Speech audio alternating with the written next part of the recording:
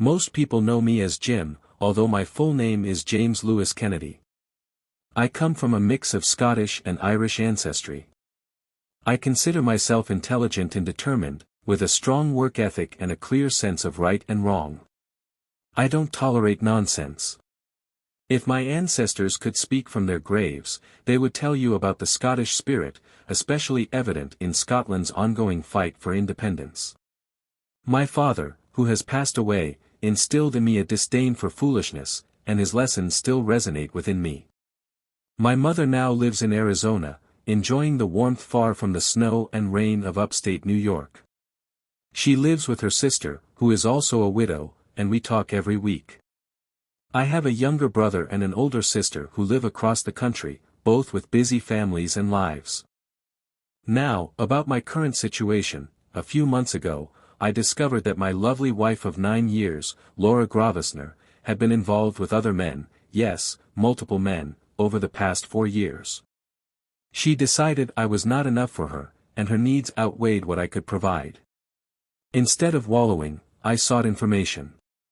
I hired an investigator as my first source and paid to confirm my suspicions. It turned out my wife regularly met with a man named Hassan MacDonald. They were intimate in hotels, houses she sold, and his downtown Albany apartment, the capital of New York State. My second source, a lawyer knowledgeable about my wife's infidelities, advised me on the legal aspects. I consulted with Leanne Miller, an expert in family law and a friend. Yes, I know, you get what you pay for. She told me plainly that I would come out worse financially in a divorce. You see, I have 2 children, Thomas, age 7, and Rebecca, age 5. In New York State, courts heavily favor awarding custody to mothers, even if they have been unfaithful. This detail doesn't count at all. New York judges prefer to grant custody to mothers over fathers. For a father to win custody, the mother would practically need to be a serial killer or worse. The system is deeply biased toward mothers, and fathers often lose. A father's parenting skills are largely ignored in court. Judges would rather grant custody to a mother with a troubled past than to a father who is a successful corporate attorney. That's me, the corporate attorney. My wife isn't in dire straits like a pill addict, but you get my point. She's a real estate agent specializing in high-end commercial and residential properties. Don't get me wrong, I believe most mothers are probably excellent at raising children, but I also believe fathers who love their children are equally capable. In my case, they are my children too, so why shouldn't I be considered equally fit to raise them? Well, not according to New York courts. To them, I am automatically labeled the bad guy. My lawyer gave me crucial advice: do nothing. Yes, you heard that right, do nothing. Because if I took any action against my wife's infidelity, it would be me who suffered, punished by the judge, by New York's family law, and by the biased judicial system. You see, in public opinion and legal precedent, my wife would likely walk away with everything in a divorce. New York law allows her to cheat and still come out ahead. Now, I consider myself a liberal-minded person who believes in fairness and justice. But New York's divorce laws don't share those values. They believe even victimized fathers should be victimized further. If you're a man and a father, prepare for a tough experience. By now, you're probably sensing my frustration with New York's divorce laws and how unfair this situation is. She can cheat and possibly be rewarded for it. That's American justice at its finest. So, my well-trained and experienced lawyer, who is also a friend, gave me wise advice: do nothing. Or better yet, do what your wife is doing, just don't get caught. Because even if her infidelity comes to light, if she can prove that I was also unfaithful, the court could penalize me even more. It's incredible. So, where does that leave me? The answer is, at a disadvantage. I left my lawyer's office, returned to my own, shut the door, and spent the rest of the day thinking. How did this happen? What did I do wrong? Why would she do this? The feeling of failure hit me hard. I was submerged in doubt, but that's exactly how it felt. I kept repeating in my mind the only advice my lawyer had given me: do nothing. But how could I do that? For how long? And when would I know it was time to end things? The uncertainty was making me physically ill. I felt empty as I accepted the fact that my marriage was a sham. My wife was using me for her own ends and betraying both me and our children.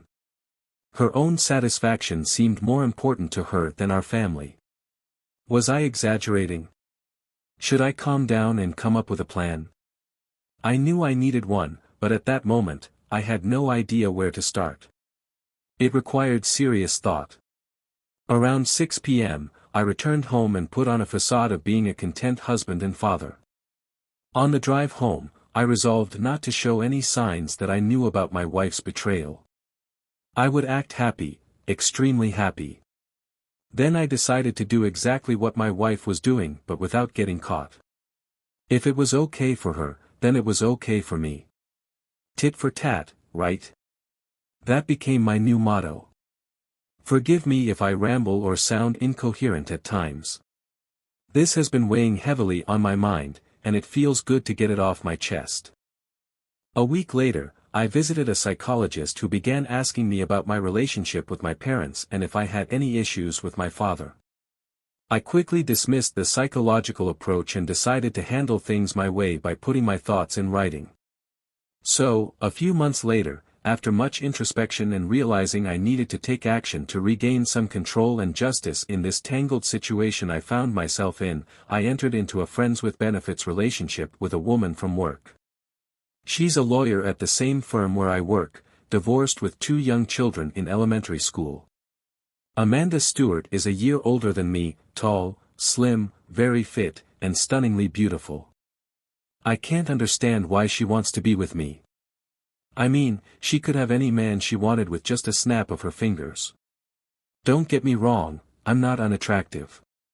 On the contrary, I'm exactly 6 feet tall, weigh 165 pounds, and keep in shape by running, cycling, and going to the gym regularly. I have a full head of brown hair, all my teeth, and only wear glasses for reading. Plus, my wife was the one who pursued me when we started dating. As I learned from talking to Amanda, she had given up on trying to be happy in her marriage. After much introspection, she realized her husband wasn't right for her. They tried to make it work, but eventually agreed they shouldn't be together. I later found out that the father of her children was not her ex-husband, which led to their divorce. I can see how that would be a deal-breaker. It would be for me if I discovered my children weren't biologically mine. But that's not my case, I've already had DNA tests. So now, Amanda's needs align with mine. We both enjoy our time together and even talk afterward. She's intelligent and sophisticated, the kind of woman a man could easily fall for. I feel relaxed with her, unlike the pressure I felt with Laura. We don't have much emotional investment in each other. Perhaps Laura's relationship with her lover is similar, but I'm getting ahead of myself.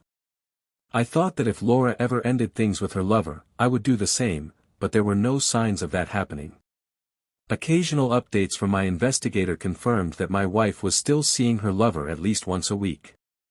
So, I decided to get regular STD tests to be safe. Thankfully, the results always came back negative. Maybe Laura's boyfriend uses protection or is simply clean. Either way, I made a mental note to get tested every 3 months, just in case. Amanda and I always use protection, safety first. Let me explain a few things about my wife. Her name is Laura Grave Kennedy. At work, she uses the surname Grave because she believes it sounds more sophisticated than Kennedy. But let's be honest, the name Kennedy is practically American royalty. Laura thinks her maiden name, Grave, has centuries of English prestige and might attract high-profile clients to her firm. We're both 34 years old and live in Albany, specifically in the lovely Pine Hills neighborhood. Our house is near the university and not far from the state capitol's downtown area. My commute to work is short, just a few minutes. Laura's office is also downtown, but she often drives because she's usually attending business meetings. I drive a 3-year-old Subaru Outback, and Laura has a new Mercedes. On the surface, our lives seem perfectly normal.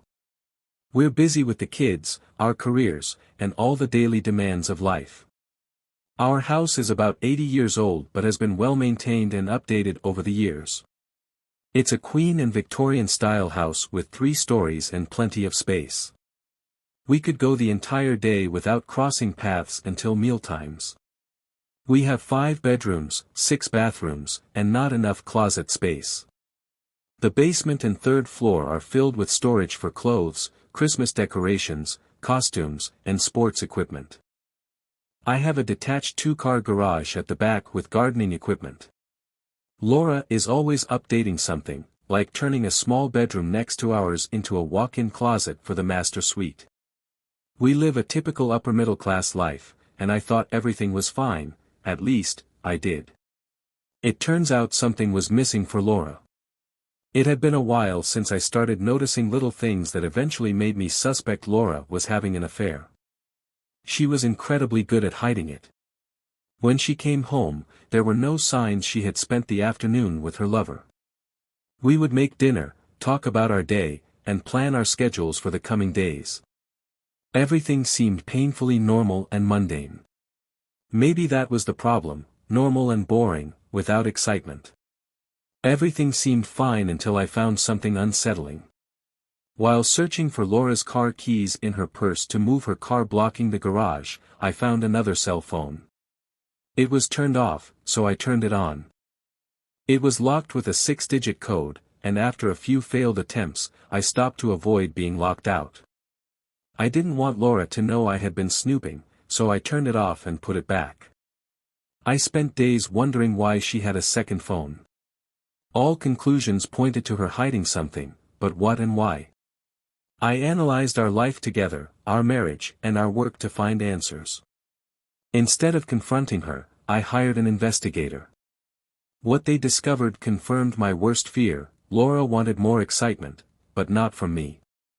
When people get bored, they usually try new hobbies or activities. Laura's solution was to have an affair. How do I handle this? I sought a logical and emotionless approach. But my children complicated things. Confronting Laura calmly could either end the affair or lead to her wanting a divorce. And if she chose divorce and fought for custody, everyone would lose in a legal battle, except the lawyers, who charge $1,300 an hour. The children would suffer more, and Laura and I would too if we separated. It would have to be by mutual agreement and without causing more harm. So, I followed my lawyer's advice: do nothing. I pondered it for weeks, trying to understand why Laura had cheated. Was it my fault? Did I neglect her? Had our romance faded? Was I too boring or not good enough in bed? These doubts tormented me. But I knew I had to make changes. I started exercising more. I used to work out a few times a week, but now I ran every morning at 5 a.m., losing 3.5 kilograms and shedding inches from my waist within 2 months. I also went to the gym near my office twice a week, gradually increasing my strength with weights. If Laura no longer found me attractive, I wanted to improve my appearance and get her attention again. I tried taking her on romantic outings, but her phone always interrupted. I tried massages, candles, and music, but again, her phone ruined the mood. Even when I turned it off, she complained about missing work calls. Everything I tried failed. So, we settled into a new routine. It quickly became boring, especially for me. What was the point? Laura continued seeing Hassan, and I began a relationship with someone I had wronged in the past. I lost any moral high ground I thought I had. Yet, somehow, it felt justified. A few months after a quiet afternoon with Amanda, we had a conversation. Sometimes we both wanted quick, intense encounters without the romance and commitment of a serious relationship. We knew our relationship was based on physical intimacy, but that didn't mean we didn't care for each other. I cared for Amanda, she was a wonderful woman and a great mother. But we both understood it wouldn't last. I wanted to keep my life uncomplicated, or so I thought. Months later, things remained more or less the same. I kept the investigator checking on Laura every few months. She continued seeing her lover once or twice a week. Knowing this, I felt no rush to end things with Amanda. In fact, we grew closer over time, even introducing our children to each other. I'll get back to that in a moment. One Thursday night during dinner, Laura mentioned she was going to a real estate convention in Las Vegas for a week. It was supposed to be for industry updates, but those events were just excuses for parties at luxury resorts. I knew this convention would be no different.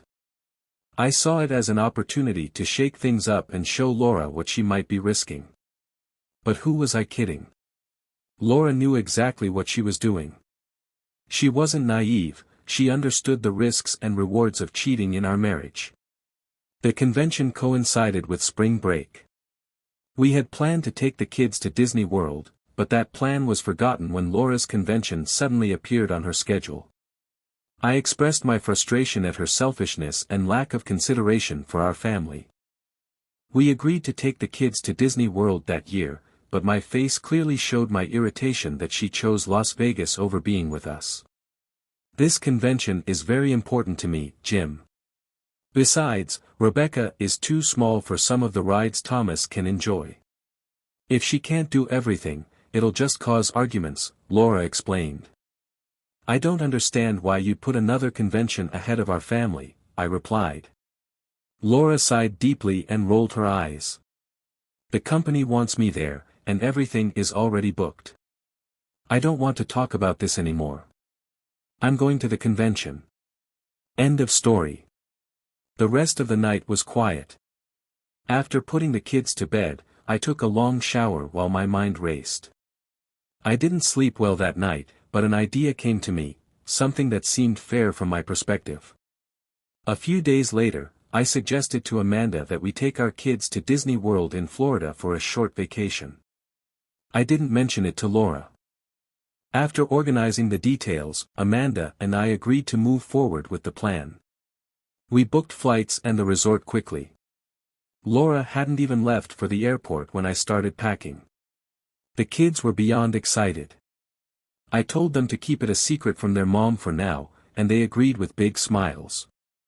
The day after Laura left for her pool party with real estate agents in Las Vegas, Amanda and I flew to Orlando with our 4 kids. There's a direct flight that takes less than 3 hours. By the afternoon, we were already enjoying the warm sun, and the kids were having fun in the pool in their swimsuits. This was a new experience for Amanda and me. Up until then, our time together had mostly been casual.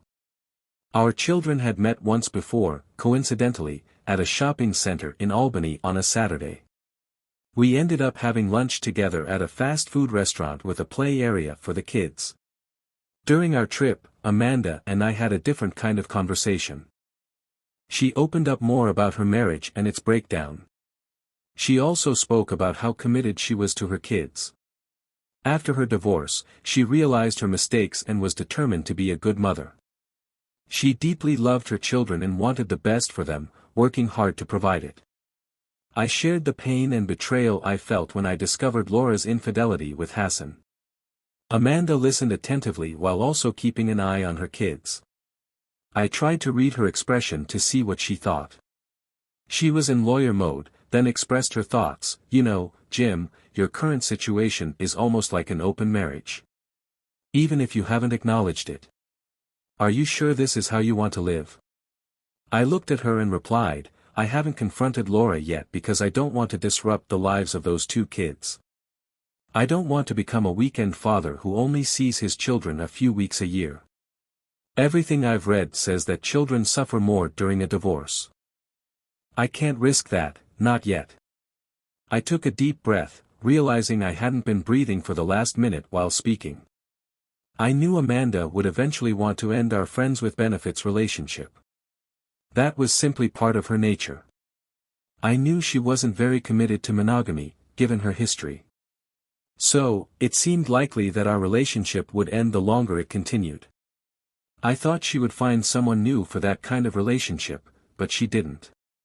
So, there we were at Disney World, pretending to be one big happy family with 4 kids. I booked 2 connecting rooms at the resort, one with 2 queen beds and the other with 2 sets of bunk beds for the kids. I had to pay extra to have the room set up exactly as we wanted, but it was worth it. Money can make things happen. Mornings and early afternoons were spent exploring the parks before returning to the hotel to cool off in the pool.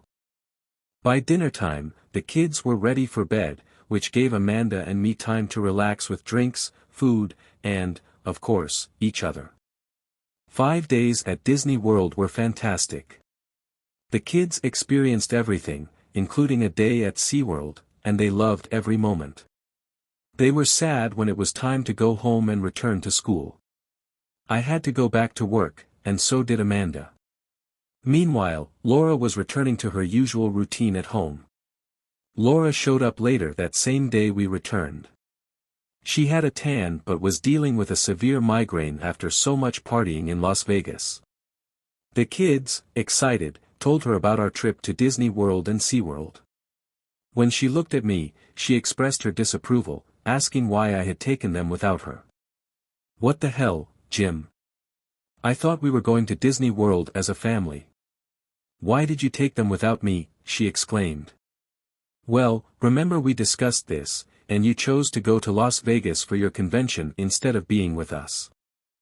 If we're not important enough for you, well, too bad. We went without you and had a great time." "I hope Las Vegas was worth it," I replied before leaving the room. What a shame for her, I thought. She spent 6 days with her lover in Las Vegas, while I had an amazing 5 days with Amanda. It reminded her that we had promised the kids we would go during their school break. Her decision to go to Las Vegas at the same time was something I wasn't going to use as an excuse to disappoint the kids. It's unfortunate that she missed out, but she chose Las Vegas over her family. Her loss. Monday arrived, and I returned to my work routine, keeping myself busy. 2 weeks passed before I could meet Amanda again. She had been busy meeting clients, and I wondered if this was her way of trying to find an exit from our arrangement. Maybe spending time with me and the 4 kids at Disney World had been too much for her. But that wasn't the case.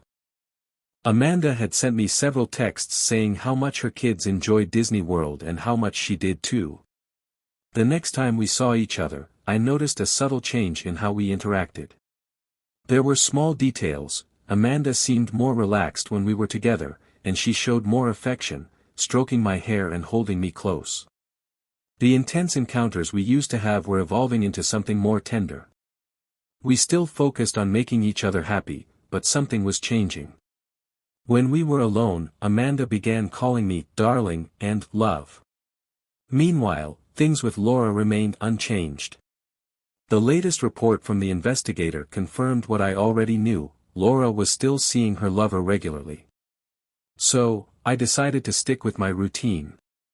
Don't get me wrong, I still had intimate moments with Laura, but they were strictly scheduled for Saturday nights. However, Laura often found excuses, inviting people over or suggesting activities, only to later say she was too tired for intimacy. Most of the time, I received a quick kiss on the lips, and that was it.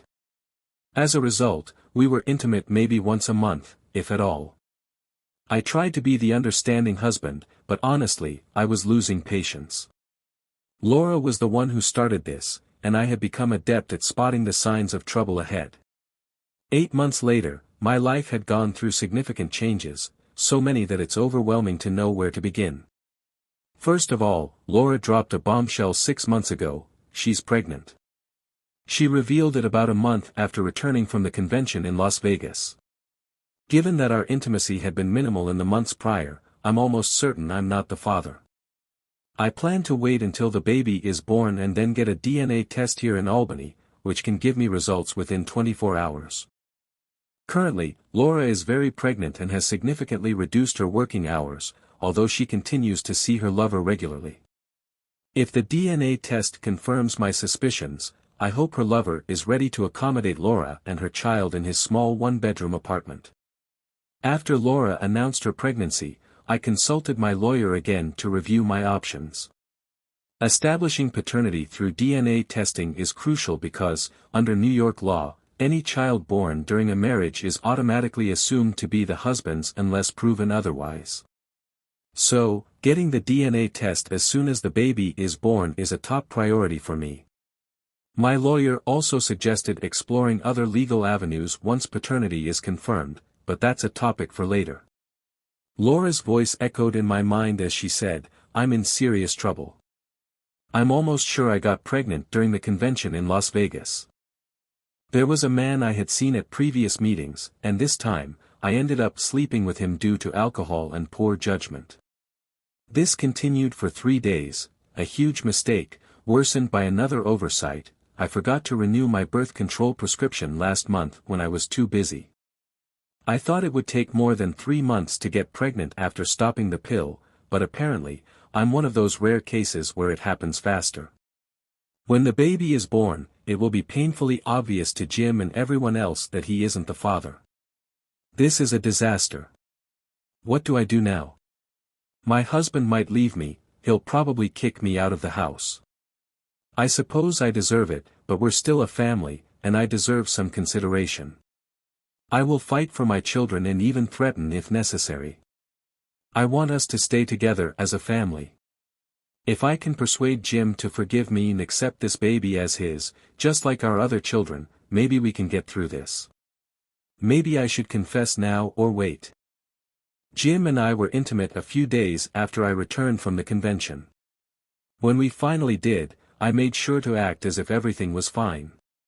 Rebecca, my friend, benefited from my mistakes. She waited patiently, watching me fall apart, then moved in and claimed Michael for herself. She was strategic and patient, and in the end, she won. So, I decided to follow her example. It seems that Jim's wife, Laura, let her desires guide her decisions. I used to do the same but learned my lesson. I decided to wait for the right moment to make my move. I want a husband, a man who is mine, and I'm ready to be faithful. Jim is everything I want in a husband. In many ways, he reminds me of my ex-husband, Michael. His loyalty to those who are loyal to him is strong, and he prioritizes his duty to his children. Maybe it's his Scottish and Irish heritage. Nevertheless, I decided to wait and see if Laura would ruin her marriage, and if she did, I'd be ready to step in. Well, now is the moment. Criticize my past if you will, and that's fine. I've learned from my mistakes and genuinely want a fresh start with a man to whom I can be a good wife. I'm not claiming to be perfect now, not at all, but I have changed. Last year, when I got to know Jim better and saw who he really was, I realized he could be the one. The Disney World trip with all the kids was the catalyst that pushed me to make a plan.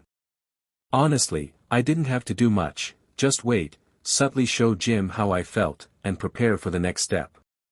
My children were already asking if Jim's kids would be their new siblings and if Jim would be their new dad. How much clearer could it be? Jim received a call from Laura at the office, telling him her water had broken. He rushed home, grabbed our hospital bag, made a few calls to ensure the kids were picked up from school, and we headed to the hospital. Normally, the delivery of a third baby is quicker than the first two, but the doctor warned us this one might be large. It turned out to be even faster than expected. Within hours of arriving, our surprising baby was born. The doctor, while handing the baby to the nurses, watched me closely to gauge my reaction. When they passed the baby to Laura, my thoughts about paternity were instantly confirmed. When Laura looked at our daughter and then at me, she saw my blank expression. My face said it all. She let out an audible gasp as she realized her actions were exposed. I left the room quietly, ignoring her calls, and went to the nurse's station to fill out the birth certificate forms. I filled them out carefully, noting Laura's details. When I reached the section for the father, I wrote "unknown" and left it at that. The nurse glanced at me, and I nodded before leaving the hospital. I didn't return for 2 days. 2 days later, Laura and the baby came home with her friend Kelly. Kelly was eager for details but stayed silent, sensing the tension. I left Laura alone most of the afternoon. When the kids were due home from school, Laura found me in my home office and asked what we should tell the kids about the baby. I sighed. You can tell them whatever you think is best. Laura didn't know that earlier, I had visited her real estate office and spoken with a colleague who had attended the Las Vegas convention with her. After a straightforward conversation that was almost accusatory, she reluctantly revealed the name of the man Laura had spent most of her time with. Armed with this information, I warned her colleague not to tell Laura she had spoken to me, or I would be inclined to inform her husband about everything they had done in Las Vegas. It wasn't exactly the moral high ground, but it was all I had at that moment, and it seemed to work. Now, back to the initial problem. How to explain to the kids why their new sister has darker skin. I started planning my next steps, for my children's sake and my own. Part of me wanted to publicly expose Laura as unfaithful, but I realized it wasn't necessary. Her actions would speak for themselves once our family saw the baby. It would be obvious I wasn't the father. So, what to do next? I called Mr. Glenn Duncan, a real estate agent in Houston. Duncan was well known in the area, a former NFL player whose career had ended early due to knee injuries. Duncan was a tall, muscular man, over 6 feet, weighing around 220 pounds, still in good shape, often seen in sharp suits. His profile at the agency described him as confident and successful, leveraging his NFL background to impress clients. Now, he was about to face a situation he wouldn't like. I called Mr. Duncan, and our conversation didn't go well. When I asked if he knew Laura, he pretended not to know who she was and claimed not to remember attending the Las Vegas convention last year. He ended the call abruptly, saying he was busy. As a last resort, I informed him that Laura would be contacting him about her newborn daughter and that I would seek a court-ordered DNA test. There was silence on the other end of the line. I also tried to obtain Mr. Duncan's home address and phone number for the court order, but the line disconnected. It was clear Mr. Duncan had a wife and 3 children at home, and who knows how many more scattered across the country. So, to summarize, I have an unfaithful wife who got pregnant during an affair at a convention, resulting in a biracial baby. My kids are a bit confused as to why their new sister has much darker skin than they do, but they're innocent enough not to make a big deal out of it. I'll have to explain soon. Now, I need to sort things out with Laura, and our future together is uncertain. Laura, I've really gotten myself into a mess. I need to talk to Jim and see if we can work things out. He's usually a reasonable person, and I think he could be a father to this baby as well. In time, he'll see that and accept her as his own. Maybe I should call Glenn to let him know it's a girl. When we spoke after I found out I was pregnant, he showed no interest and practically hung up on me, even threatening legal action if I contacted him again. Quite a change from the man who had promised me love in Las Vegas. He may have a big reputation, but that's not helping me now. Jim has been avoiding me since the baby was born. He's normal with our kids but won't touch the baby.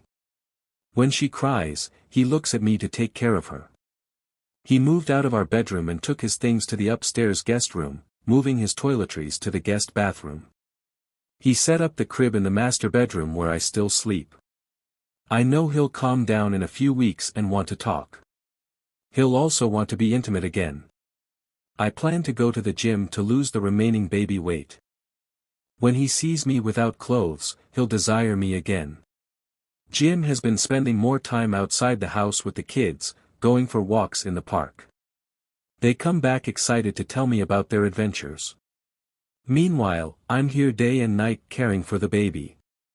I really need a shower. Amanda, my marriage to Michael taught me a crucial lesson: just when you think you've won, you could lose. His new wife, Rebecca, waited patiently for me to make a mistake, and when I did, she took her chance. Now, she's happily married to him with 2 kids, living in the Scottish Highlands near the ocean on a large estate they're renovating. So, instead of feeling sorry for myself, I waited for Laura to make a big mistake, and she did. This was my opportunity to pursue the man I wanted, and that man is Jim. I had promised myself not to get involved with anyone else except him. Jim was, at his core, a good man, a devoted father who wanted to be a good husband. It was unfortunate that his wife had been cheating on him for years.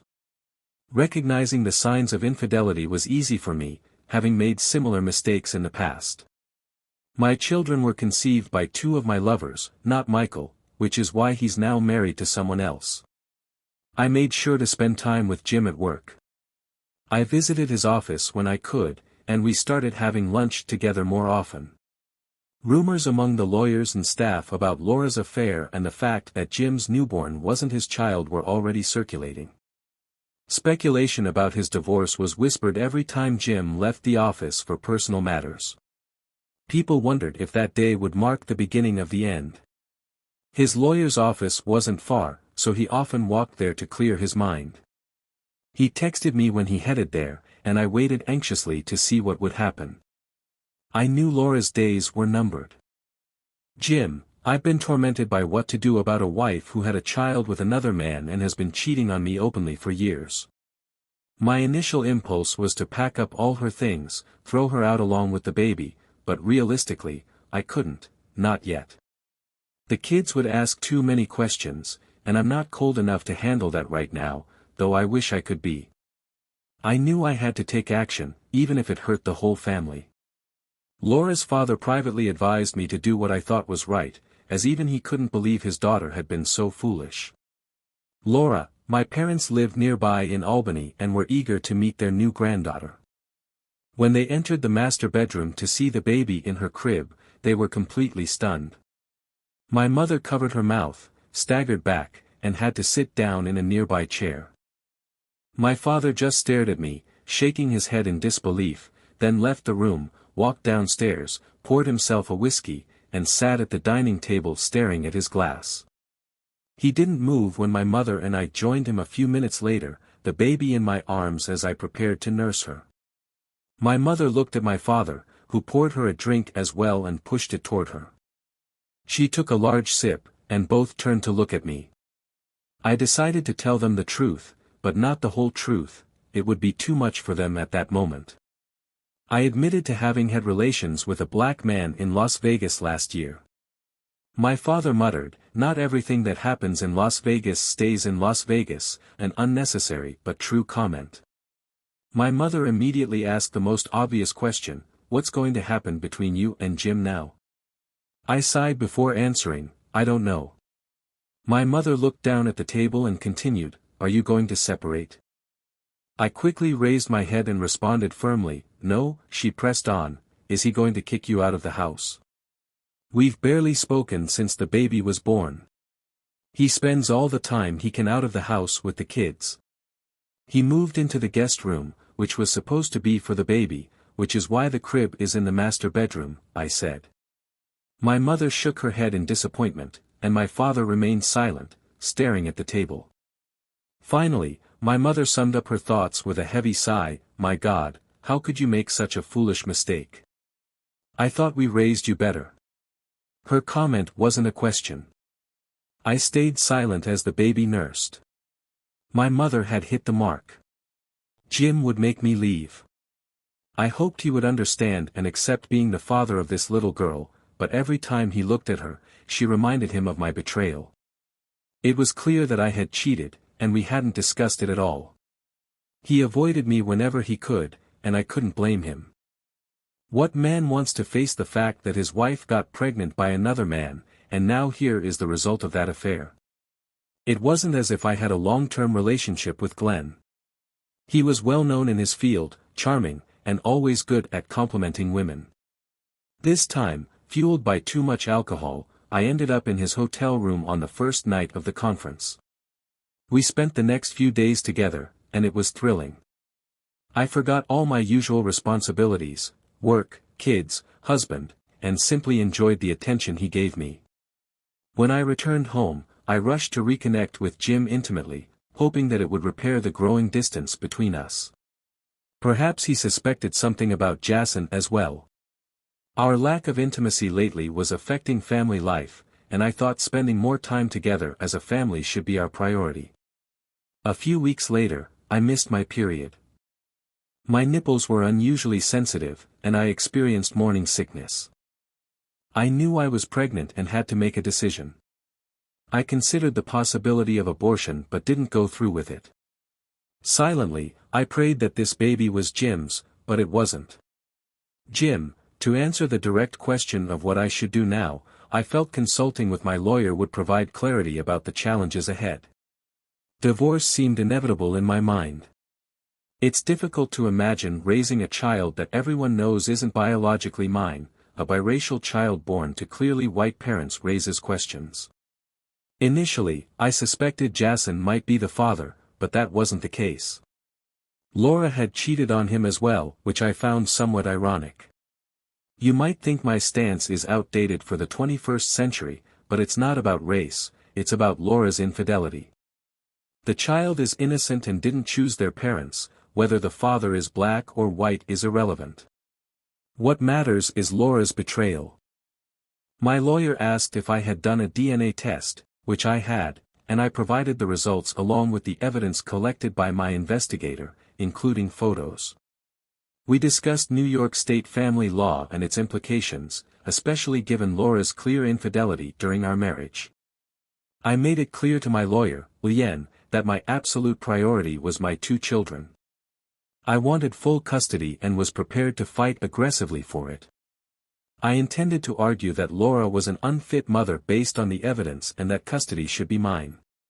Financially, I was stable enough to handle this battle, even to the point of hiring a part-time nanny for after-school care. There were legal precedents that supported my case, including the possibility of keeping the house and offering Laura half of its value. Staying in the same house would provide stability for the kids and allow them to continue at their current school, now that the youngest was also attending. I hadn't discussed child support with Laura yet. My immediate goal was for her to leave with her baby so I could start the process. Lien suggested drafting a formal separation agreement. For those unfamiliar, a separation agreement is a legal document that precedes divorce. It essentially gives the couple time apart to decide if they want to save their marriage. However, most separation agreements end up being the basis for divorce, as few couples reconcile. It's like a staged divorce. I wasn't sure if a separation agreement was what I wanted. It felt like prolonging the inevitable. Why draw it out? Lien believed that using the separation agreement could be a way to see if the baby's father would acknowledge paternity and provide financial support. It would also help move Laura out of the house, giving me and the kids a chance to see how we would manage on our own. I was willing to allow Laura generous visitation with the kids. Her challenge would be to care for the baby and our children alone every other weekend. In recent years, Laura had left most of the parenting to me. Her job and activities with Jason meant she often came home tired, hungry, and focused on work.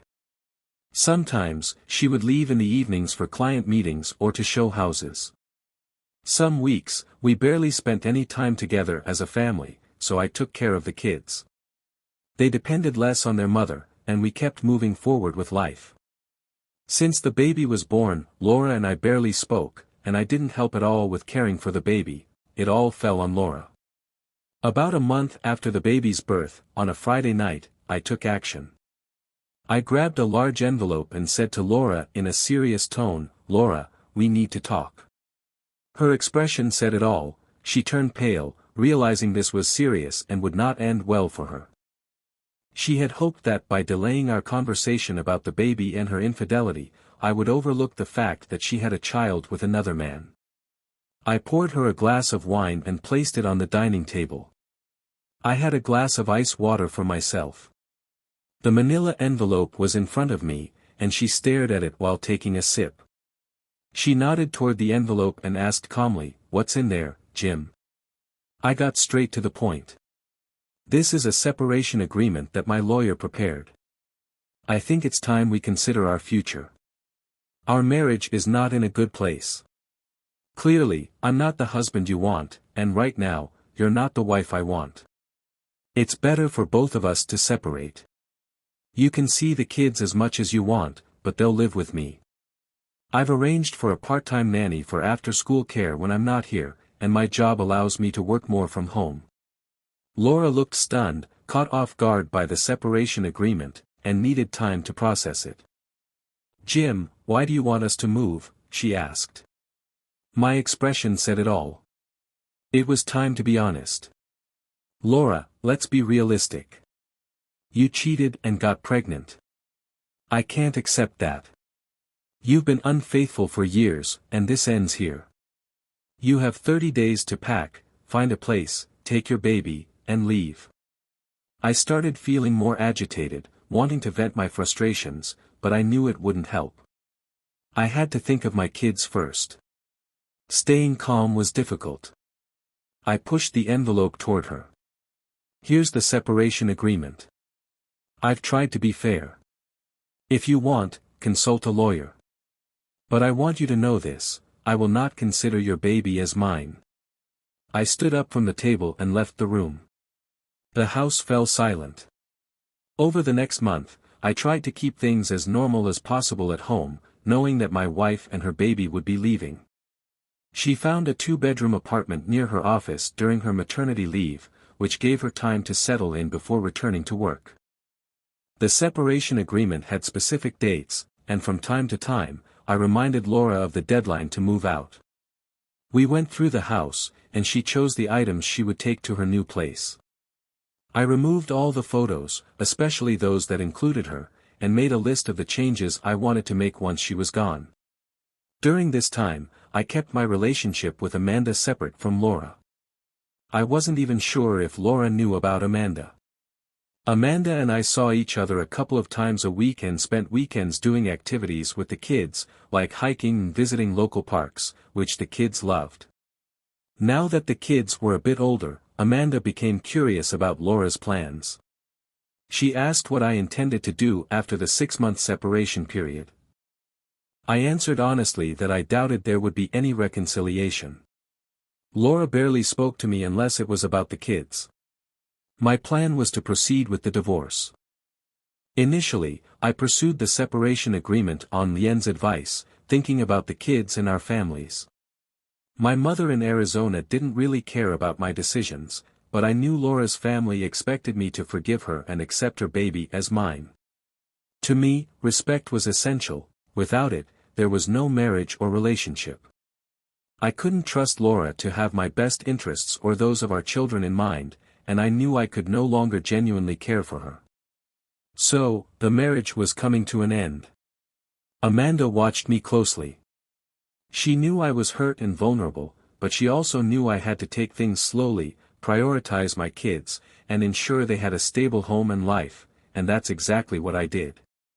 6 months later, "Laura, I've been living in this apartment for a while.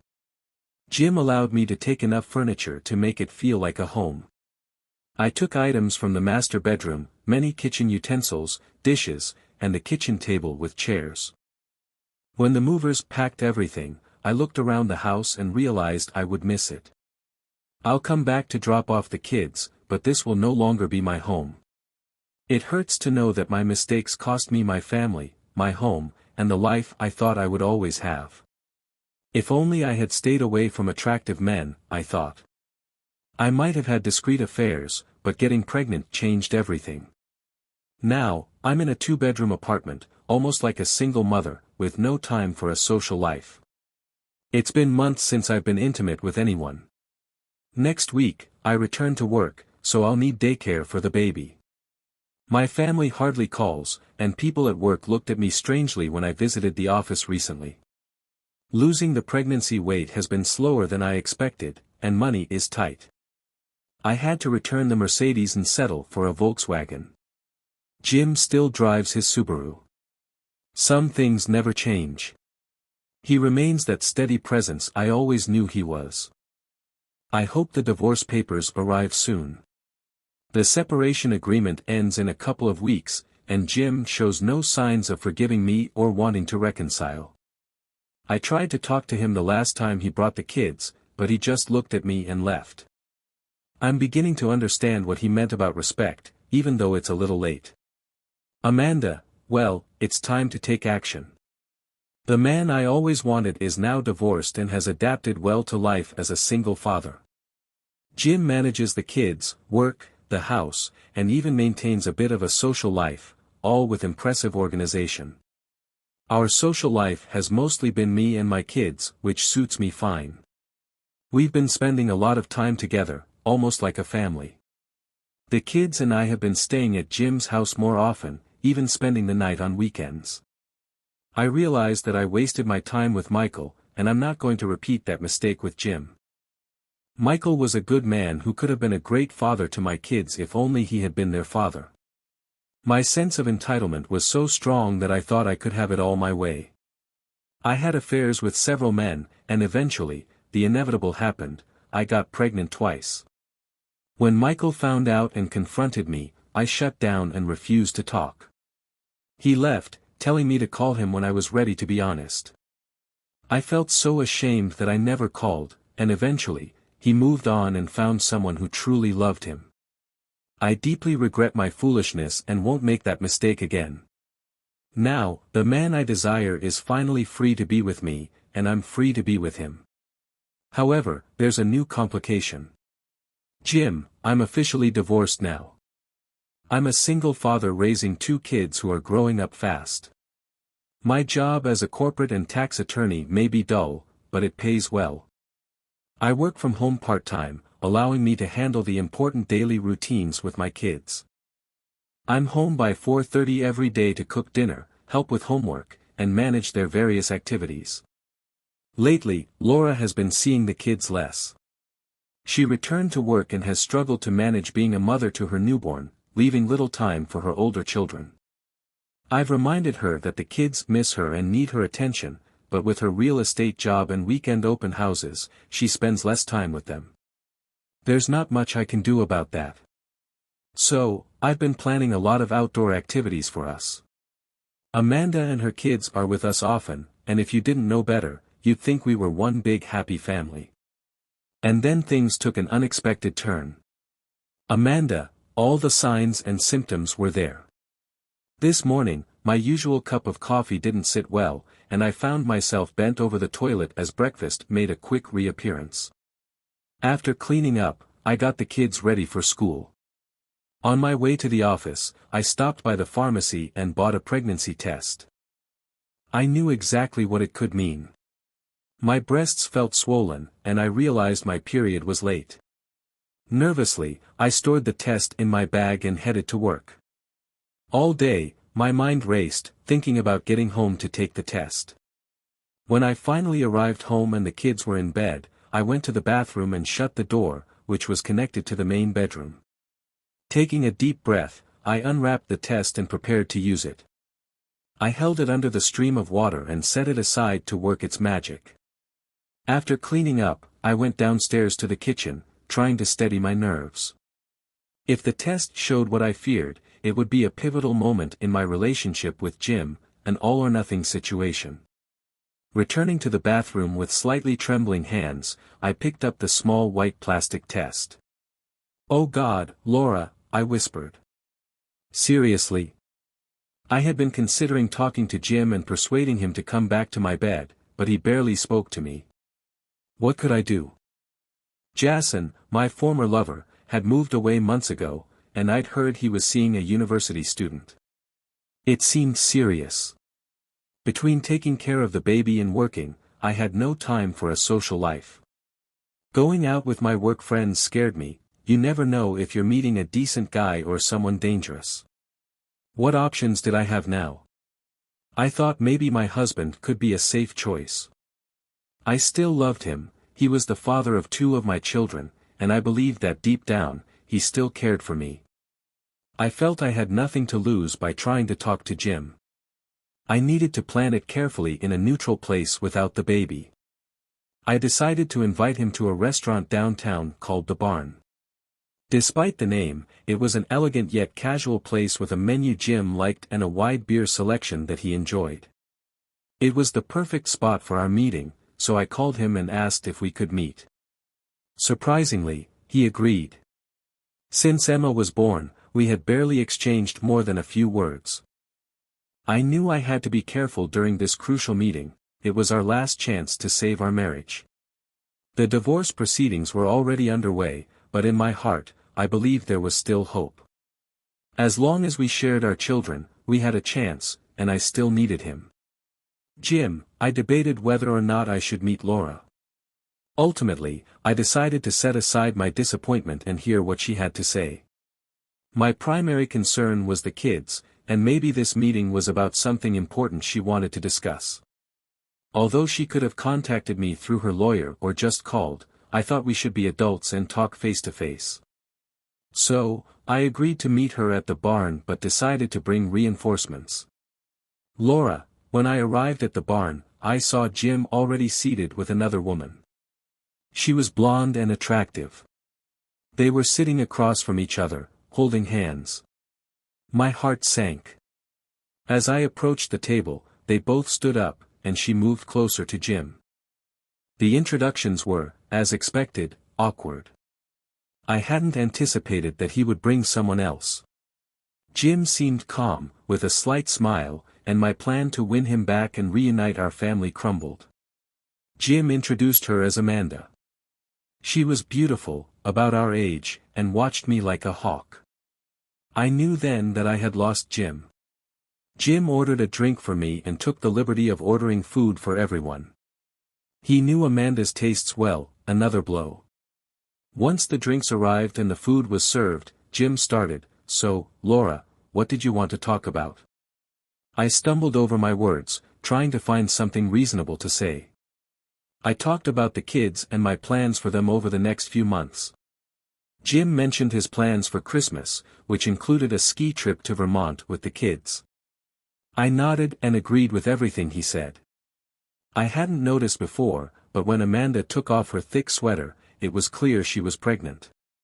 My eyes widened at the sight of her belly. It wasn't huge, but her pregnancy was evident, and I knew exactly what that meant. "Jim, Laura, I need to tell you something. I'm selling the house. You'll receive your share after we settle the mortgage with the bank. Amanda and I are moving in together, and we found a house that better suits our needs." He let this sink in for a moment and, with a broad smile, continued, "Amanda is pregnant. We're expecting a baby in 5 months." With that, the final nail in the coffin of my marriage was driven. Any remaining hope for reconciliation vanished before my eyes. It probably started when I began sleeping with Jason and escalated rapidly when I was with Glenn for those 4 days in Las Vegas. I wished the ground would swallow me up at that moment, but it didn't. I simply nodded at them and muttered my goodbye. Amanda, a year later, were settled into our new home, which is large enough for all the kids. It's in a great neighborhood, not far from Jim's old house, and it's even bigger. We had a pool installed before moving in. Between Jim, our newborn, and the 4 kids, managing the house and work leaves me exhausted at the end of the day, but I always make sure to be close to my husband. Yes, we're married now. Jim insisted that our children have married parents, so we tied the knot just before the baby was born. We sleep together every night, which means we make love almost every night. At this rate, I might be pregnant again soon. We still have a nanny who helps with the baby during the day and with after-school care for the kids. Let me be clear, I learned from my first marriage. I was foolish and took Michael for granted. I didn't give him the respect he deserved, and I won't repeat that mistake. I am fully committed to my husband and our family. I can't believe how happy I am now, probably happier than I deserve to be. Jim is an incredible father to all our children, and I deeply love him. I know he loves me too. 3 years ago, I could never have predicted this outcome.